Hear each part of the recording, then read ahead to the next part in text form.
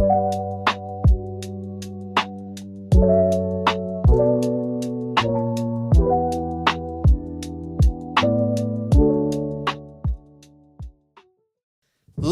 and gentlemen, welcome to episode 80 of the Brighter Horizons podcast. We are back. We're excited to be in the studio. We hope you guys are having a wonderful day today.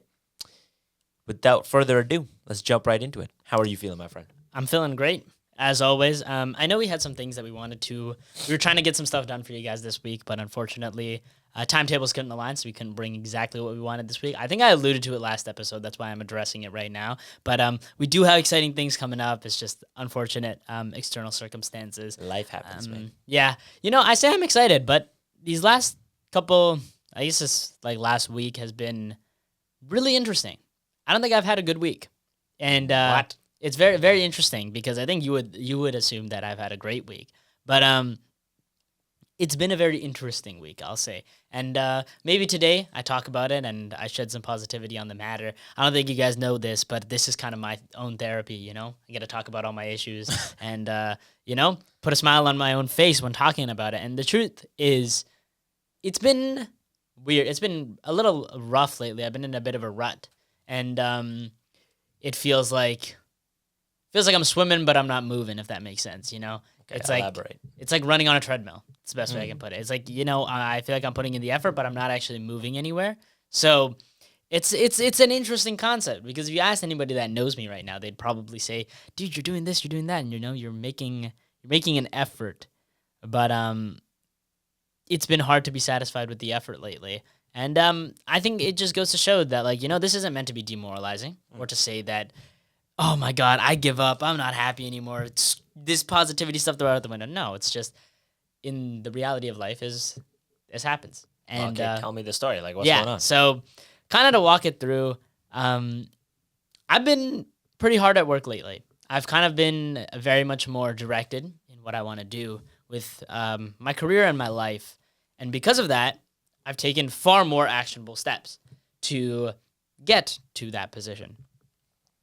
And over the last, let's say 2 weeks, I've put in significantly more effort towards it as, I had historically. And what I noticed is that it is a long way. It is a long and arduous journey. And maybe that's why I guess I feel like there's a little bit of, there's a little bit of somber to every day because it's like, oh, there is a lot more to do to get to where I want to be.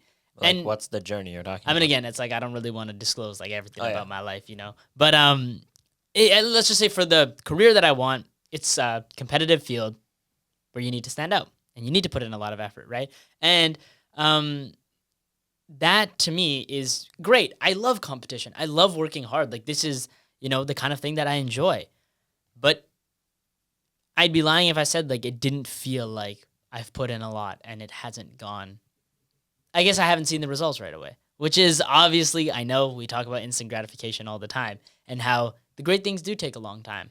But especially in an environment like university where you're constantly surrounded by peers who are, at different points in their journeys, who have made it further or appear to have made it further, I guess is a better way for me to put it. You start reflecting back on your own journey and you ask yourself, why didn't I do things differently?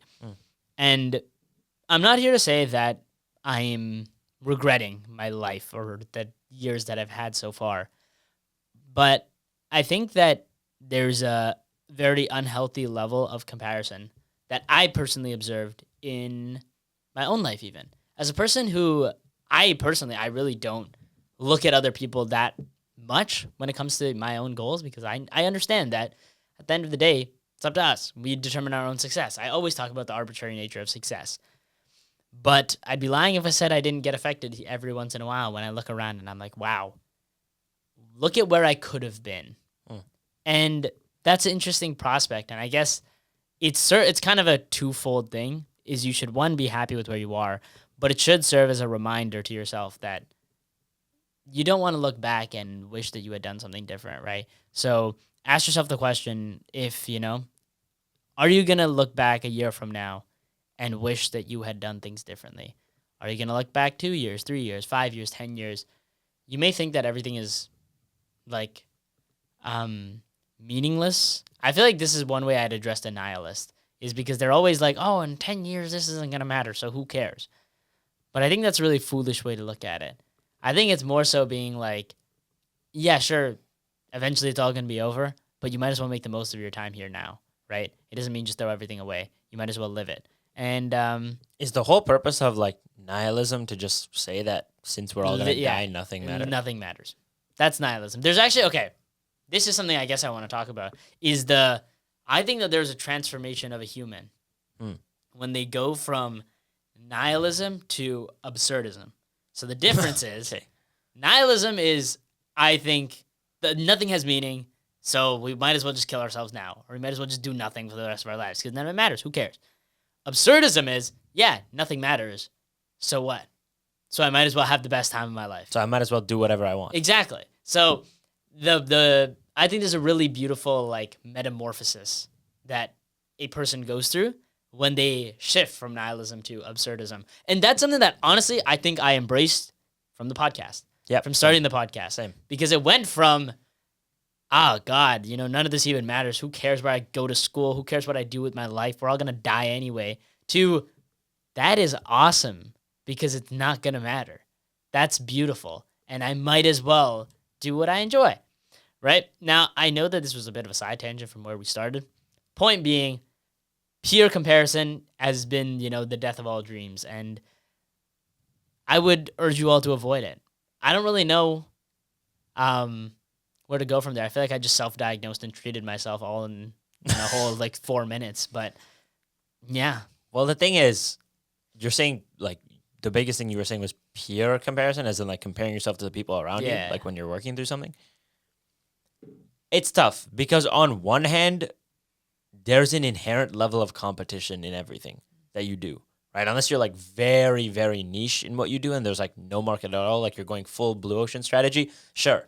In that case, like maybe you don't need comparison. But regardless, in every aspect of life, there's still going to be a comparison in something. You're still always going to look at somebody and say, hey, I could have done what they're doing right now.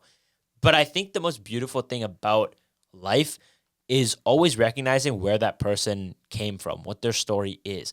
You need to know more about somebody before you can make that comparison. And that's the big thing that I think most people miss when it comes to making a comparison between themselves and their idols.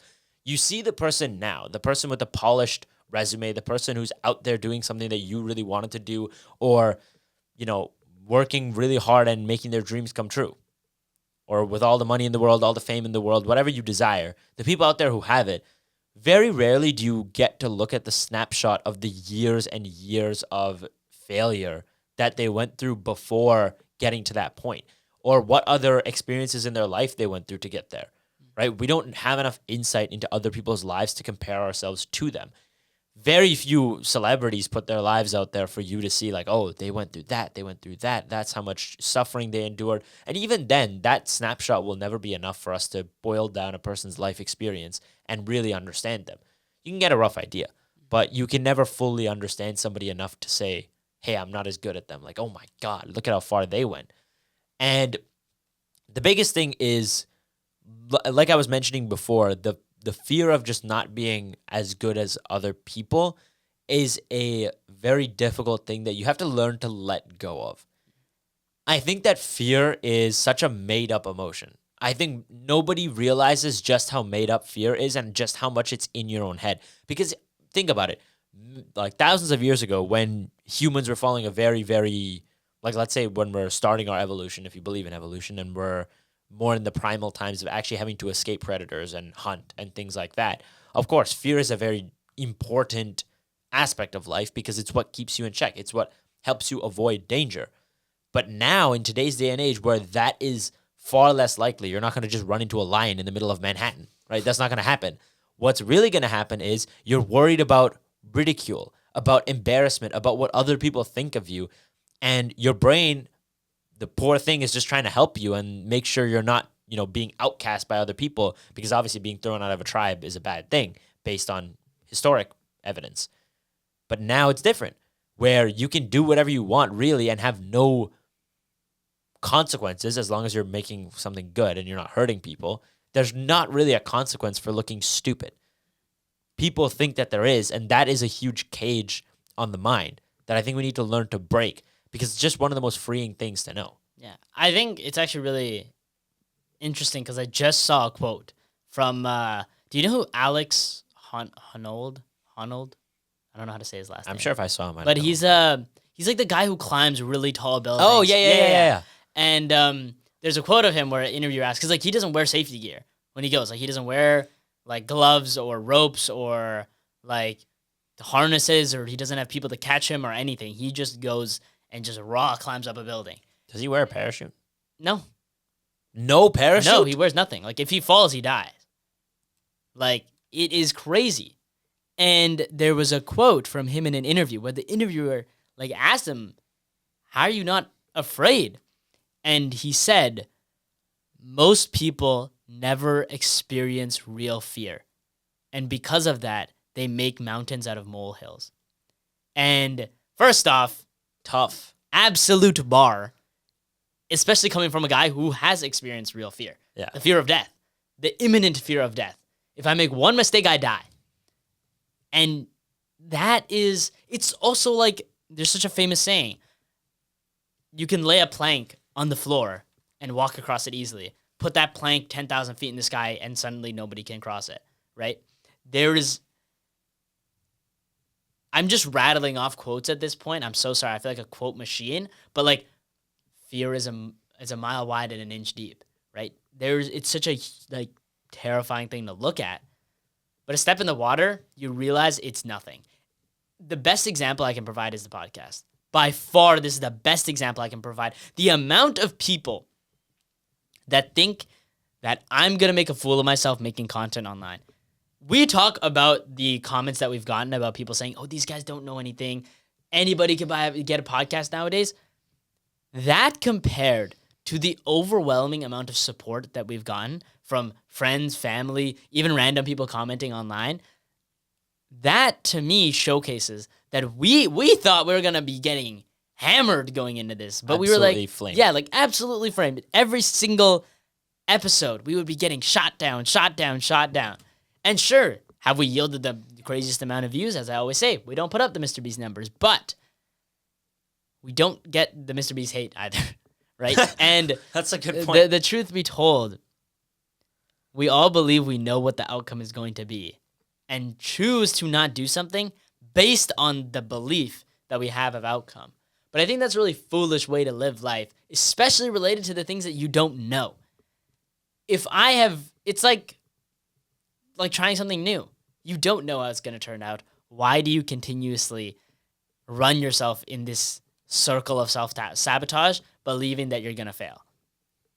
And truthfully, fear is a misplaced emotion. Oh my God. I had a conversation today, a couple hours ago actually, with a woman who works in the field that I want to go into. And I'm trying to remember exactly what she told me because she was telling me about how most people are so afraid to make mistakes. And like I asked her if you could give me one piece of advice that you wish you heard before you went into, you sparked on your professional career, what would that piece of advice be? And she said, don't be afraid to make mistakes.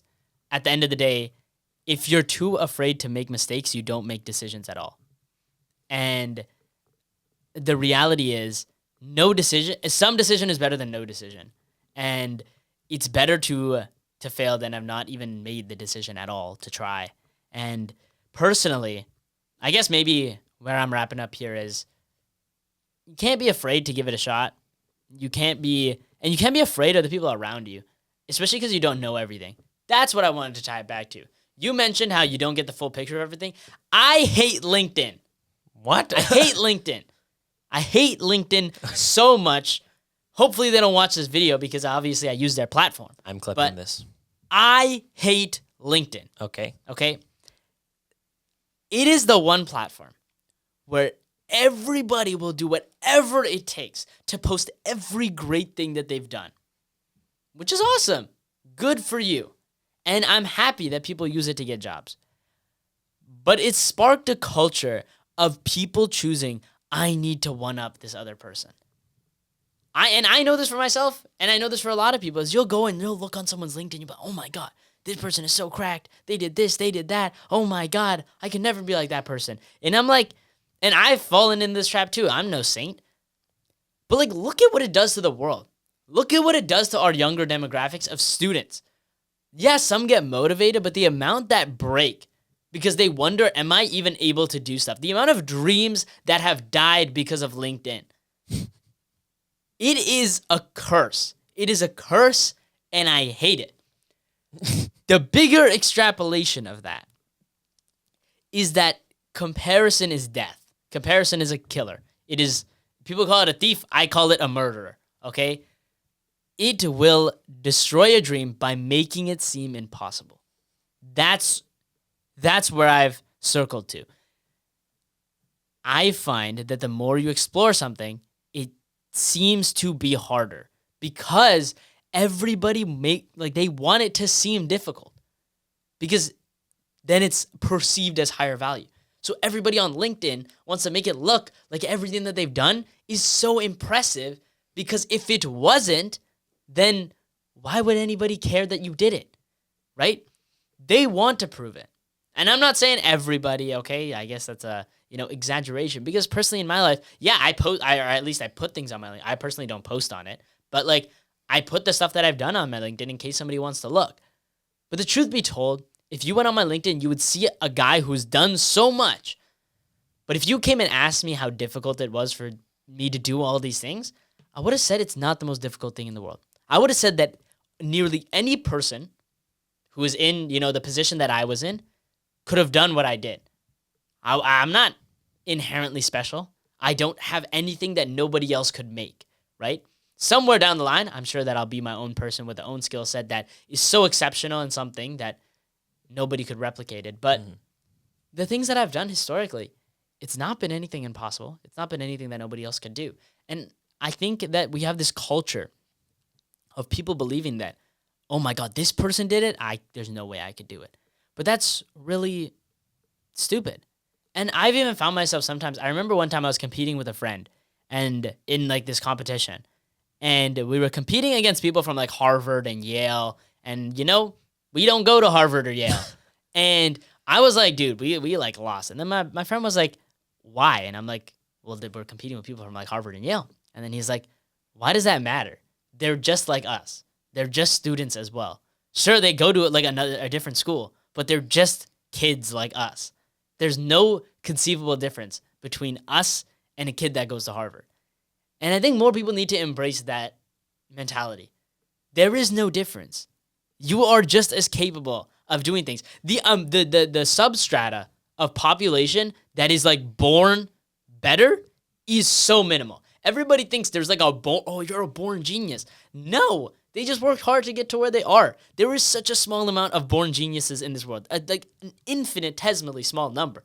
And even then, most of the people that we consider born geniuses, you could still catch up to with a lot of hard effort.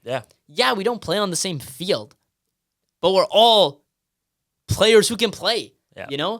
It's possible. And now I feel like I'm just venting about the things that I wish I said to myself, because the truth is, doubt and fear killed so many dreams because you thought that it wasn't possible for you. But, it's best said by Togi. Why not you? I mean, I'm sure other people have probably said that. Maybe that wasn't the best example of a person to use. But I honestly, you know what? Just a side tangent. I've really come around on Togi. Like, I've seen some of his new things. He's actually kind of inspirational. Dude, yeah, that's what I'm saying. Like, don't get me wrong. I still think that it's a very interesting route to get rich because, like, obviously he promotes so much gambling and stuff like that. And steroids. And steroids, which are both very controversial topics. But one thing I will say that I really like about him is what he did after he got the success.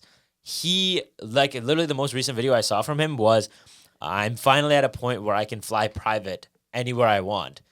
But I think that that's a stupid waste of money. So instead, we're just going to see how much it costs to fly private, and then we're going to fly economy and give all that money that we would have spent on a private ticket and give it to all the flight attendants and the pilots and whatnot. Yeah. What? And then his entire trip, like, when he took an Uber to go to the store, he gave the driver like $3,000 or something. When he went to the store and bought stuff at the store, he gave the cashiers money as well before leaving. Like, he's just used the platform that he got in questionable ways to do very good things. And I think that that's a redeeming quality for him. Like, Yeah. that's character. But That's that real. I side didn't note. even know that. That Yeah, is I know. When I crazy. saw that, I was like, mind blown. Mind blown. So redeeming Yeah. qualities. But that's the thing. Like, again, you don't know somebody until you really see everything, right? Mm-hmm. That's the thing. But let me ask you this. You seem, like you said, venting about your problems, but that's exactly what this is for, right? And this is something I was thinking about before I circle back to your problems. The way you stand out and you find your purpose is being yourself. You have to be so authentic, so original, just being you, being different. Because what's the point of, let's say if I try to copy Joe Rogan and I make content exactly like his, why would somebody come watch our podcast? Why would somebody come listen to the Brighter Horizons podcast if the Joe Rogan podcast exists? And I'm just trying to quote Joe Rogan on every episode. What's the point? There's no point, right? The whole purpose of life is everybody has so many different experiences, a different background, upbringing, and a day-to-day life where you get to tell your story.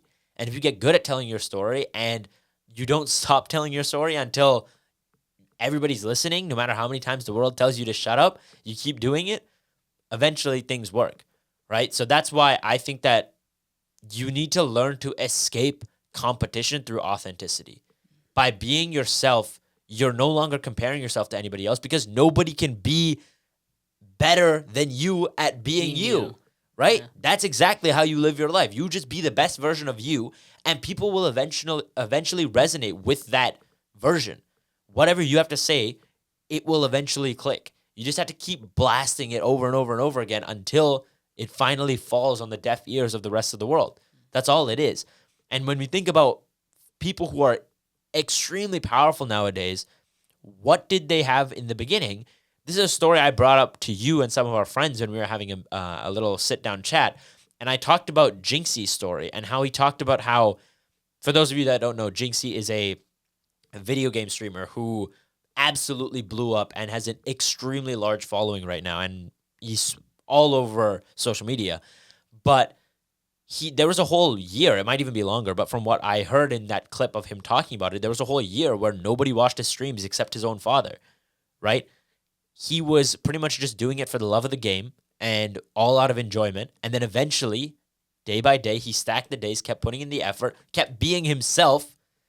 And it's becoming this crazy thing that everybody wants to watch. And nobody, I repeat, nobody can do what Jinxie does. Nobody. I honestly think that he might be one of the greatest streamers I've ever seen, which is an insane statement to make. But I think him, Kai Cenat, for example, IShowSpeed, all three of them, they have a certain element of I'm going to be me and do whatever I want that nobody else, I think, can replicate. You're smiling. No. I just think it's interesting because, like, when I think, I don't know, maybe this is just me being, like, an old head. Go for but, it. like, when I think of streamers, I actually wouldn't think of those people at all. What would like, you first off, my first is Ninja.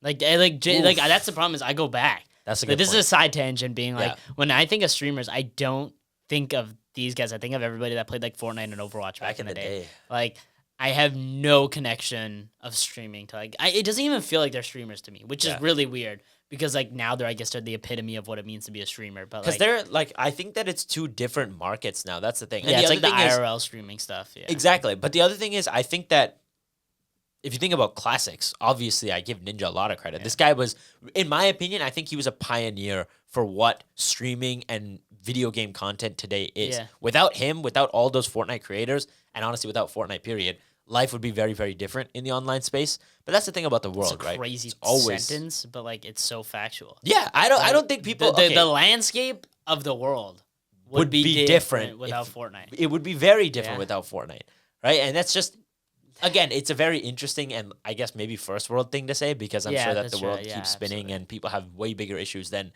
Whether what Fortnite content exists, Yeah, but, whether like- Fortnite exists. But I do think that the world would be a very, very different place without that, just because of the content space. But the reason why I say those three names instead of, Ninja and all the Yeah. guys who started is because there's a very different element to the way that each of those three streamers runs their things. If you've ever seen clips of Jinxie, one of the biggest criticisms I see people make of him is that he's always clickbaiting, where he's just doing stupid things or obscene things and saying ridiculous things on purpose so that people will be like, oh my God, can you believe what this guy is doing? And it's genius. It works, right? But either way, all three of them run their platform a little bit differently. But the reason why they're successful in their own right is because they do things their way. They don't wait for anybody else to give them permission to say what they want to say. They just go out there and do it. And that's what I like. And as controversial as you might say it, you can talk about Kai Cenat recently and him starting like making clothes instead of live streaming. I don't think you know that. Man, I don't know anything. I just live I under a rock I at this barely point. know that. Okay, I barely know that. I'm not Yeah. like super tapped in with streamers. And matter of fact, I don't think I've ever watched a Twitch stream in my life. I think I agree. Like, I've never downloaded Twitch. I've never opened Twitch. Yeah, I've never actually opened never. it. I actually don't think I've watched a stream at this point. Really, Like, I've watched a couple of streams. Like shout out Canucks Army because I watched their Okay. Canucks podcast I on feel a daily that's basis. different. Yeah, it is. I don't know why. I feel like and it's just also like on not the same YouTube type though. of That's content. that's the other different thing. But Yeah. regardless, it is Yeah, still a no. live stream. But Yeah. either way, Nope. I watched the Fortnite live events every once in a while, back in the day. Like one that yeah. we might have missed. I think I watched one of them. Yeah, that's actually fair. You know what? Actually, I yeah. just remembered. There was a period in back when we were playing Overwatch a lot. I don't know if you remember this, but for watching the Overwatch League, you used to get those credits. Oh, that I you did could watch buy that skins too. for. Yes, Yeah. I did. Okay. So I remember like completely farming the coins by having like multiple devices like running the Running, streams yeah, and stuff yeah, like yeah. that. So there was that whole thing. But obviously I was not watching that. I just had my phone like flipped over in my room somewhere streaming it. But yeah, I mean, I just think that it's very interesting that we're at a point in time where you can do anything and there's an audience for it. And you can reach people as easy as possible. And this is something that I learned because I was listening to Naval Ravikant. This guy is an absolute like genius. I know it's funny because if you asked him that question, he would say, I'm not a genius. I just like thinking. That's it. He wouldn't say he's a genius. He's a very humble guy. But he's a genius investor and startup guy. And he posted this 3-hour long video. And if you go on YouTube and you just search up the Naval podcast, it will come up. And it's a 3-hour video that condenses what he calls a tweet storm. So whenever he gets ideas on certain subjects, he just goes out and puts it on Twitter right away. And he had this huge library of tweets, just knowledge. And he condensed it into this 3-hour episode. And I was listening to it. And he brought up this very good point that back in the day, the only way that you could reach people is by going and paying a newspaper company to run your story, right? And even then, your reach is only the local newspaper. You can't go target other communities, Yeah. right? It's only that local area where you operate. But now you're at a point where you don't need anybody's permission. You can go make content if you want. You can post it and immediately be in the public eye globally. And on top of that, if you make good content, it can grow exponentially faster than any other point in time Yeah. so far. So those three things alone should tell you just how much power you have to go and make something. It doesn't have to be content. It could be anything, right? It could be a product. It could be a service. It could be content if you really want it to be. The point is, if you be yourself and you work hard and you find something you love doing and you go out there and make it and put it out there, people will find it. People will eventually find it. And if you just keep going, eventually things will turn the right way for you, right? That's the important thing. But anyways, circling back after that Yeah. long tangent Long tangent. to your initial thoughts and why you were talking about fear and this comparison stopping people from doing what they want to do. Do you feel like there's a personal like story behind that? Like why do you feel this yourself? Like have you personally been stopped by comparing yourself to other Yeah, people? I think like lately, I think the more you embark on a journey, the more you observe it. So I talk to a lot of people in the industry I want to go into, and I see like, oh, this is what they did, and I'm like, wow, I'm not doing that, right? And that at times can be demoralizing because you see the people in the positions that you want to be in, but they aren't in the positions that you are in, right? Or they weren't in the position that you are in. So it's So they are where you want to be, but they were not where you are right now. yeah. Okay. So that is difficult sometimes to wrap your head around because it makes it all the more difficult to believe that it'll happen, especially considering that personally for me, I'm trying to go somewhere where nobody from my university has ever gone. And that is it's ambitious. And do I know if it's going to work out? Who knows? But, You know, statistics say no, but my heart says yes, and that's all that really matters to me. But I'd be lying if I said that it wasn't demoralizing to think about. And again, I think it kind of goes back to making mountains out of molehills. Because the more I think about it, it's like, so what? So what that nobody else has gotten it? So what that it's difficult? So what that they aren't in the position that I'm in? If you're being real, nobody has been in the position that they're in. Mhm. And truth be told, I only get that back end story, or the front end story, sorry, of what their life was like. And that is not the full story. I like to reference to people like Steve Jobs. People know that like Steve Jobs dropped out, but they don't really know that like that his entire story of Apple is really interesting because I told you about this, but like he founded Apple, got fired from Apple, created a company that was then bought by Apple. Wait. You said he didn't he joined like did he actually help He and founded it. Apple? Oh, Yeah. okay. Got fired from Apple. As a founder, he got Yeah. fired? like out by his team. What the hell? And or at least this was the story that I Yeah, heard. Again, maybe someone can correct me. He then founded another company, which was then bought by Apple, and he became the CEO of Apple. If that doesn't show you that, most people would probably see, oh my God, founder and CEO of Apple, or a dropout that led to founder and CEO of Apple. You don't see that he went to university. He did learn a lot of things before he dropped out. He took classes while he was dropped out. He also got fired from the company, founded something else, and then came back. But nobody sees that. Everybody just sees the genius dropout that founded Apple. If you're telling me that if you took Steve Jobs at when he dropped out and you put him up against a student from, let's say, like Harvard, that was like, oh, would you consider yourself to be in a better position than this guy who just dropped out? I'm willing to bet you they would all say yes. And that is such an interesting thing for me to think about because you look 10 years down the line, 20 years down the line, you ask that same Harvard guy. I don't know why I'm, sliming out Harvard right now, but you take that guy and I'm willing to bet you he's going to say, no, I don't think I'm in a better position than him. And this is really interesting on the topic of Harvard. I saw a study done actually, and this kind of ties back to the peers and comparison and why I think it's so foolish. There was a study done on students at the Harvard Business School. And I think it was like 1,700 students. So it's a pretty big survey. And the options, there's two career options. Either A, you get paid $160,000 a year for your job, but everyone else in your class gets paid $150,000. Versus you graduate and you get a $200,000 paying job, but everyone in your class makes $220,000.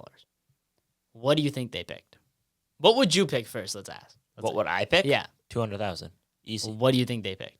There's no way that they picked the 100 and what was it? 150? 160. 160. There's no shot they were doing that. 87% chose $160,000 What? to outperform their peers. There's no way. That's how competitive it is.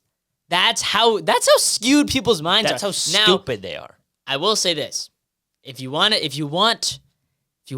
push the bounds, and I'll bet you that these Harvard guys think they're so smart in thinking this way that they're like, well, if I'm making 160, everybody else is making 150. That means I'm the top of my field, which means my exit opportunities are much better. But if I'm 200 and everybody else is making 220, that means that I'm at the lower end of my field, and they'll probably exit to better places, and I won't. That's a stupid way of thinking about it. If you look objectively at a $200,000 paying job versus 160, the exit opportunities are going to be better at the 200, respectfully. Now, I'm willing to bet you that a bunch of those Harvard graduates thought they were real smart when answering that, so maybe it's not as bloated as an 87%. But think about how ridiculous that is. There has to be an element of ego in that answer. It is. It's 100%. It's 100% ego. That's the whole point of the answer. Like you realize that once you get to this space, all people care about is being better than other people, Yeah. but not being the best of themselves, which is so foolish because you can see literally clearly in that study that being better than other people doesn't matter. Yeah. Because I'd rather be in the top, I'd be in the bottom percentile of the top 1% than the top percentile of the top 5, if that makes sense. Yeah, so you would rather be the worst ranked guy in the top 10 people. Yeah, like I'd rather being- take this bracket and be here than this bracket and be here. Yeah. And like, I don't think that's a ridiculous thing to say. No, it's not. Because it's okay for it's okay that objectively someone is above you. Making more Like, money making than you, more money more or- famous than right? you, more jacked than you, Like whatever. that's life. Yeah. You can always strive to be the best, which is fine. But at what cost? Because if it's at the cost of $40,000 a year, that's ridiculous. The biggest thing here that's like very shocking to me is how many. I'm sure that people, even listening to this right now, might think that same way. And the biggest thing is it's a shift in the frame of reference, right? In the Harvard mindset, I'm going to call it that. I'm not generalizing all you Harvard students out there, but to all the idiots who voted here, I'm talking about you guys, okay? The Harvard mindset in this situation is I want to be better than everybody else. That is how I measure my success. Me versus the guy next to me. The $200,000 frame of reference is me versus me in two different scenarios, right? Because for me, the second you said, oh, would you rather make $160,000 versus the other guys, or would you rather make $200,000 versus the other guys? Immediately, I didn't think about what the other guys were making. I just thought, okay, I'm making $160 in this scenario, $200K in the other. Very clearly, I'm going with the $200K. It does not take a rocket scientist to figure that one out, but for some reason, in our stupid monkey brains, we think that just because somebody else is doing better than us, that we're not doing good. That is a foolish way to think, and the biggest problem, I think, with ego is because you think that your success is dictated by somebody else's. The biggest thing is, let me tell you this. The second you start saying, my success is dependent on how I am relative to others, if I'm not the best, I'm losing, you already lost right there. Regardless of how good your life might be, you lost because you think that your success is dependent on other people. It's not. Your satisfaction in life is all about if you were better than who you were yesterday. Yeah. If you have reached somewhere in your life that you can be proud of, that you can be happy about. Who the hell cares what anybody else has to say about it? Because their opinion doesn't matter. Most of these people will say a bunch of things as if they know you. They'll give a bunch of opinions as if they know exactly what your life should be, or how you got those millions, or why you're unethical, or why you don't deserve it. People always have something to say, man. But the thing is, if you can tune that out, I don't think you understand how easy and free life becomes. I don't remember the last time somebody said something to me where I was like, oh my God, maybe I really shouldn't do this. Maybe I shouldn't pursue my dreams. Maybe I shouldn't make content. Maybe I shouldn't try to go do something insane. I have never felt that in recent years. I certainly did many, many years ago, and that's what stopped me from being who I am. It's what stopped me from trying all the things that I wanted to do, whether it was expectations from my friends, from my family, from strangers on the internet. No matter what it was, there's always opinions out there. But you just got to be you and tune that out. And a funny story is today I had a presentation at school, right? I had to go and give this speech on a disease, on hemophilia, right? And we're talking about the genetics of it and everything like that. And I was talking with my group a couple of days ago. We sat down last week, we talked about presenting it and what our strengths are and everything like that. And we're writing stuff for the presentation. And then I don't know what it was, but we ended up on the topic of public speaking. And somebody said, oh my God, I'm like terrified of giving this speech and like talking about the project. And somebody asked me, oh, how are you with presentations? I was like, oh, I enjoy presentations. As a matter of fact, I would rather give a 10-minute speech than write a 1,000-word essay. And all three of them looked at me like I was mentally insane. But what I said to them was just very simply, I built that up over many, many years. And one of the biggest strengths for me is that when I start speaking, the rest of the room disappears. I don't know if other people who public speak feel this. You know it, right? Yeah. I would love to talk to someone who's given like TED Talks or something and ask them if this is how they feel too. But for me, when I step on the stage and I'm ready to talk, whether it was when I was competing in a competition or whether I was in Toastmasters just giving speeches to the club, whatever it was, when I start talking, the rest of the world kind of disappears. And even though I'm looking at the crowd, I'm making eye contact, I'm smiling, I'm interacting with people, it's kind of just like a blurry mess in front of me. I'm just like laser focused on talking about what I want to talk about. And you have to live your life with that same blurry focus. You have to learn that the rest of the world around you kind of disappears a little bit when you're in your element. You just do you, and everything else will work out. The more you can tune out everybody else and just focus on who you want to be, the better life becomes and the more free you are to pursue those passions. Yeah, passions. Thank you, because I was literally, that's where I exactly wanted to go. People always say work hard or work smart, like which one's better. I think working passionately is better than both. Yeah. And there's a perfect quote to embody it. I'm assuming you've probably heard it, which is like, a person who works with their hands is a laborer. A person who works with their hands and their head is a craftsman. But a person who works with their hands, their head, and their heart is an artist. And first off, art is not drawing. God, the amount, like, I hate that back in the day I used to say I was bad at art, because I don't think anybody is bad at art. Art is a creative expression of your own person. That is not just drawing. It's an outer words reflection of you, and you can't be bad at that. That's just your life, right? That's just being you. Being unapologetically you is art. And I think a lot of the times we get wrapped up, especially with the comparison thing, is we try to satiate our minds and our egos on being better than other people, but you only ever satiate your heart by pursuing that creative desire and achieving it. And for that reason, you can't really do it through comparison. You have to do it by being unapologetically you, because otherwise you're not satiating your heart. And that's what makes an artist. And the truth is, no two people are satiated in their hearts the same way. And you need to find what makes your heart actually full. What makes you understand that, like, this is what I want to do. This is what fulfills me. Not what fulfills my expectations of what, other people want to do. It's more so understanding what I want and how I can achieve it. And there's a saying that the tragedy of the intelligent man who never creates anything is that he dies an expert on everybody else's lives. And that was found on Twitter. Just a random person said that on Twitter. First off, brilliancy in writing right there.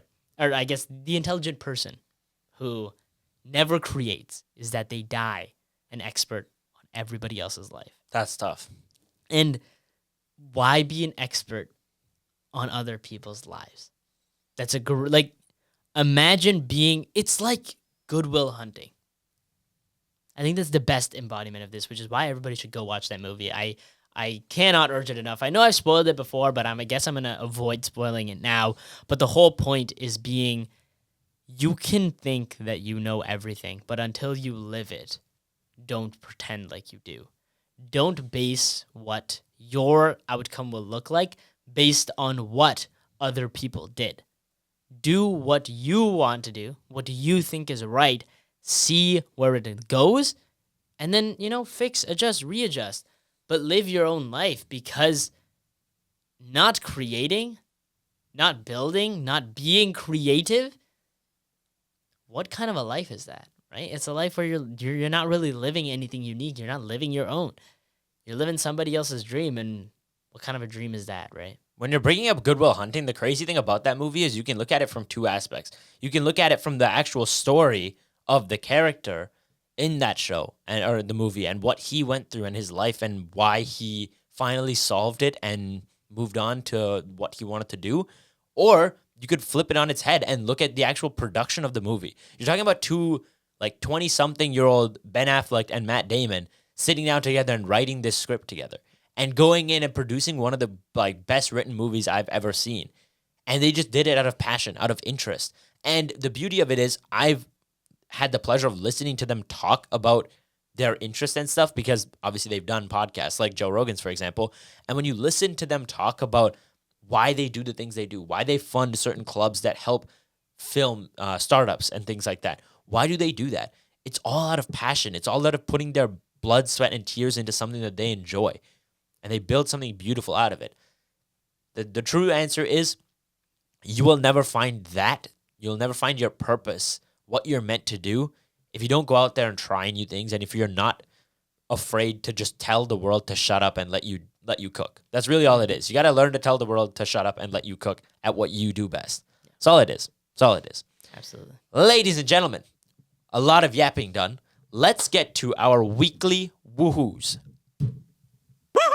All right. So, I got 2 banger stories for you, okay? First one is about the next boys' trip. We're going to Thailand. I'm joking. That might not be happening. Who's we? You and I me, didn't know about we're this. going on a trip to Thailand. Mm. Okay, anyways, more importantly, there's a beach in Thailand called the Maya Bay Beach. And this is like a super famous beach, actually, because it was featured on Leonardo DiCaprio's film called The Beach. Oh. Ironically enough. Wow. Yeah, I know. Very creative, Leo. Well done, buddy. But apparently this is like a very well-known movie. I've never heard of it, but apparently it's well-known. And this beach had exploded in popularity after that movie came out.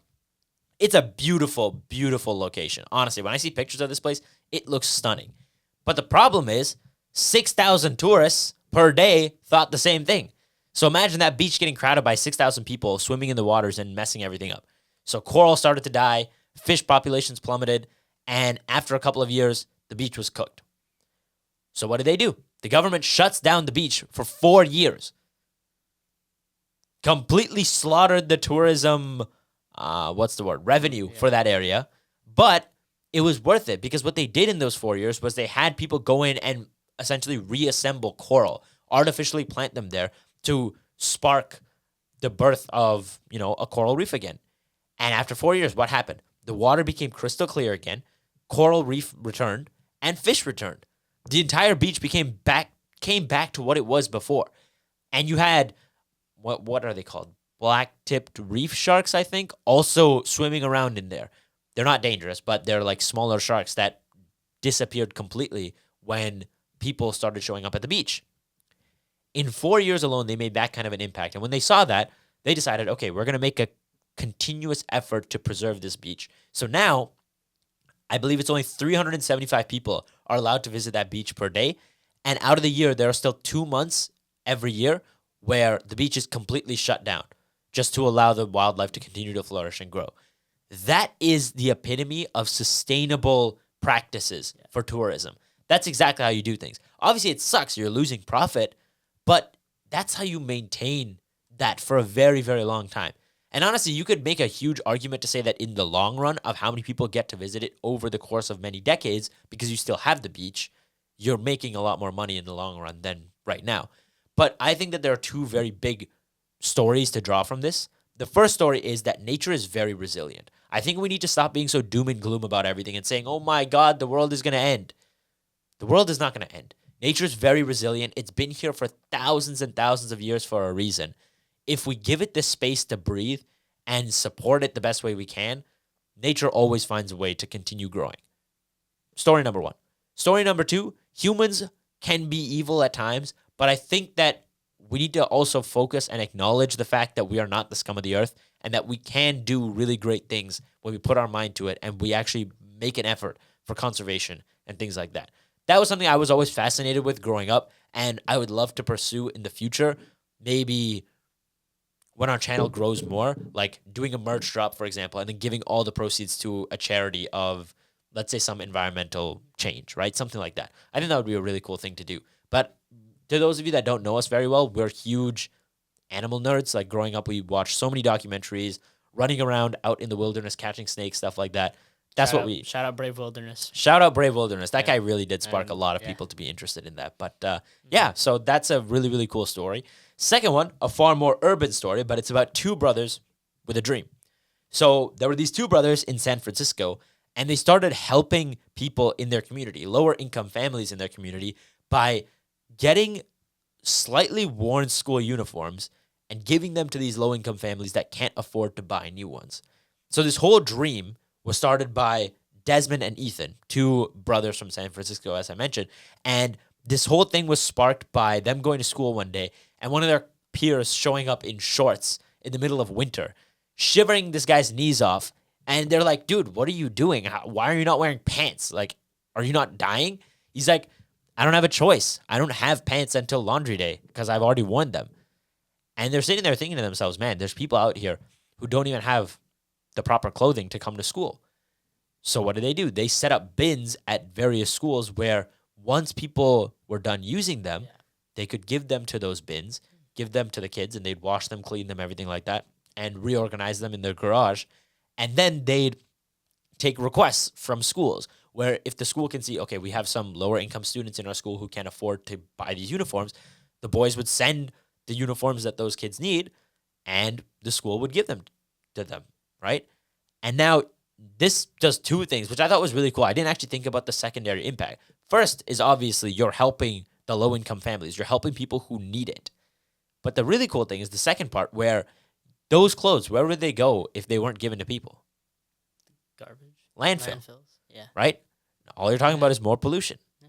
And if they burn it up, what happens? You're just talking about more carbon emissions in the air. So you have a twofold, like double whammy of positivity in that story. And I think that we really got to learn to highlight more and more good things. And it just shows how many good movements there are out there, how many good nonprofits there are out there that we don't even know about. But that's exactly what we're here for. We're going to keep bringing you guys the good news stories. And that was this week's Weekly Woohoos. No, dude, those are actually brilliant. Like, right? I think the steps humanity takes is quite beautiful. I think in our society, it's hard to find that, especially given right now, you're probably looking at a pretty horrible news landscape. Everything I see is just war, and war and oil at this point, and it's a bit tiring. And I think maybe you guys value the Weekly Woohoos for that same reason, because it genuinely does give us the outlook of like these are truly the things that matter, right? It's the good things that we can capitalize on. Like if we work on maximizing the good that gets out there, it inherently like reduces the evil as well. Yeah, and it'll always come back to you. Doing good will always come back to you. And that's something that I honestly believe in. And we could really do like a 3-hour long episode just on the crazy psychological effects and how damaging it is to constantly pay attention to the news and look at nothing but the negative. Yeah. You have to have some positivity in your life, almost a degree of absurdism, if you will, where you just see everything as sunshine and rainbows and you just keep moving forward with a smile on your face. Yeah. Now that brings us close to the end of the show, but before you guys go, you already know what time it is. It is time for Quote of the Week. Hit 'em. Quote of the Week. This is beautiful because I feel like you already touched quite closely on this quote, and I almost had a heart attack because I thought you were going to say the exact quote. But the worst prison in the world is having the talent and intelligence to achieve something great, but lacking the courage to go out and actually do it. And that is a quote from Sahil Bloom, a writer, investor, and creator. The truth of the matter is, we all have skills. We all have talents. We all have passions. We have things that make us unapologetically us, things that make us unique. But most people don't learn to leverage those ideas and turn them into something great, something that they would probably enjoy doing more than what they do on a daily basis. Most of us don't learn to do that out of fear, just because we're afraid of what other people will think of us, what our parents will think of us, what our friends will think of us. But you got to learn to go out there and just do what you love. You got to learn to be you and just do what you enjoy, regardless of what anybody else says. Because at the end of the day, nobody wants to go through life and just be an expert on other people's lives, right? You don't want to go out there and just study a bunch of what you could have been, but you decided not to out of fear.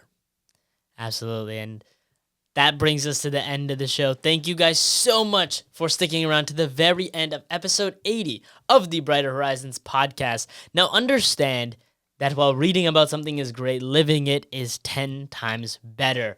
We may believe that fear is insurmountable, that these challenges are mountains, but take one step up that climb and you'll realize that you're already halfway done.